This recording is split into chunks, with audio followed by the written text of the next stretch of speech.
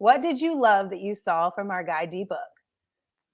I mean, he did everything that the Suns needed him to from a scoring standpoint with Kevin Durant out. Obviously, that last three dropped him 40 for the game, and then he was still trying to add to it at the very end after the buzzer there when he stole the ball from Nurkic and flung it three-quarters court.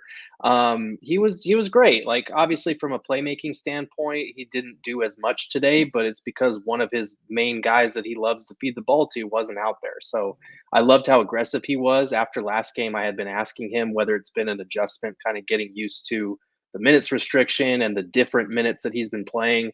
He's been saying it has been something that's new for him, but tonight it looked like he was in full control and definitely getting acclimated to the way his minutes are being divided up. So superstar performance from him. Yeah, I mean, when you score 40 points in 33 minutes, you're doing something right, especially when you're able to do it on 15 of 21 shooting. This was the evolution of Book, right? We've seen him do a lot of great things over the last 7-8 years as a member of the Suns, but now we're seeing him be able to flip that switch. I'm going to be the distributor one night.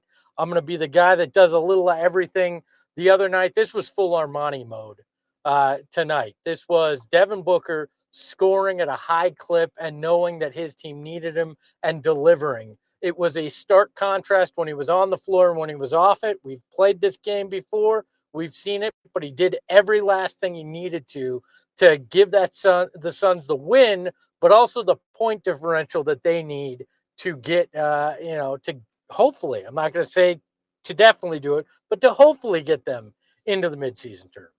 Yeah, and we'll check in on that a little bit later in the show and take a look at some of those numbers. But, I think the thing about Devin is we've seen him progress every single year of his career. Like, we've all kind of grown up together with Devin Booker as Suns fans to this point.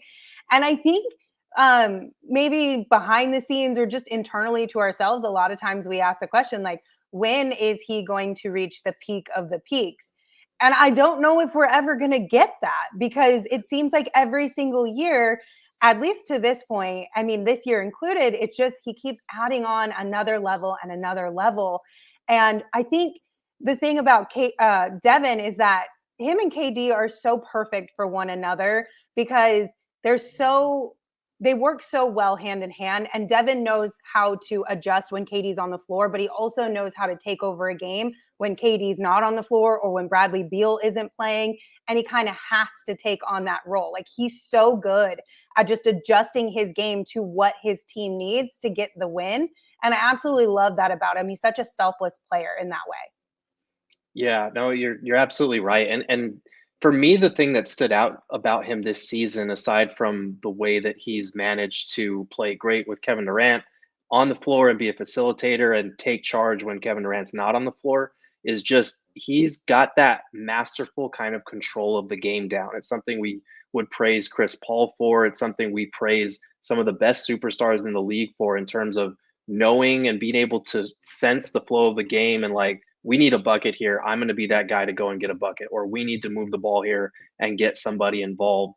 And it feels like every time he just understands that it's more than just manipulating double teams and manipulating defenses. It's manipulating the flow of the game itself, and bending it to his will. Like we saw at the end of the second quarter there, I think the Grizzlies had taken a 1-point lead. They put Book back in, and the Suns go on a 14-0 run to close the half. Like, it's just little pockets of doing that. And I know Espo hates the plus minus stat, but, like, sometimes it's useful. Like tonight, he was a plus 28 in 33 minutes, and it felt like it every bit of that. So it's just one of those things where he's in complete control of the game. He commands it now. And that's one of those things that we wondered years ago, like, would he get to this point? And I think he's taken an even further step forward in that regard. I'm sorry, Gerald, but the plus minus stat, even in this case, doesn't do it justice, because Book felt like he was plus 100 out there, and everybody else felt like they were in the negative from time to time, right? Devin Booker's impact cannot be gauged by a stat, especially not as one as simple as plus minus. Devin Booker was otherworldly this evening. Devin Booker, there's 3 letters that can sum it up. No plus minus, no advanced stat, M, V, and P. is what it could be, or HINM. Those are the three letters that can describe what Devin Booker was this evening.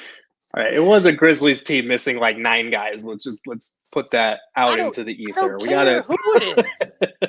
We gotta acknowledge that, okay? Nah, Gerald, we just gonna ride bit. this wave. We just gonna ride this wave. I'll take the H-I and the M. The M, V, and the P. I'll need to see more, a little bit more. I'm just gonna say. I didn't say of the league. I said of the game. It's different. Okay. Well, yeah, of the game, sure. Of course. I would hope so. Look, I'm even wearing the shirt, all right? You MVP. are. Which you guys can get in our locker. Again, go PHNX.com. Major sale going on right now.